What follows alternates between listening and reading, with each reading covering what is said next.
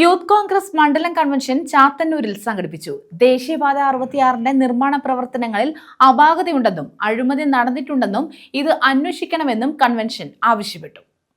ദേശീയപാത 66ന്റെ നിർമ്മാണ പ്രവർത്തനങ്ങളിൽ അപാകതയുണ്ടെന്നും ഇതിൽ അഴിമതി നടന്നിട്ടുണ്ടെന്നും അന്വേഷിക്കണമെന്നും യൂത്ത് കോൺഗ്രസ് ചാത്തന്നൂർ മണ്ഡലം കൺവെൻഷൻ ആവശ്യപ്പെട്ടു.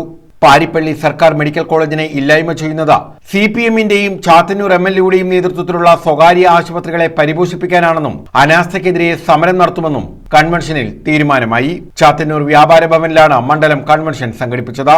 DCC general secretary N Unnikrishnan convention ഉദ്ഘാടനം ചെയ്തു. രഞ്ജിത്ത് പരവൂർ അധ്യക്ഷത വഹിച്ചു. യൂത്ത് കോൺഗ്രസ് ജില്ലാ പ്രസിഡന്റ് റിയാസ് ചിതറ മുഖ്യപ്രഭാഷണം നടത്തി. അജിത് ലാൽ, പ്രമോദ് കാരങ്കോട്, G രാധാകൃഷ്ണൻ, വിഷ്ണു ശ്യാം, SN സിയ, ഷൈനി ജോയി തുടങ്ങിയവർ പങ്കെടുത്തു. മണ്ഡലം പ്രസിഡന്റായി അൻസിയെ തെരഞ്ഞെടുത്തു.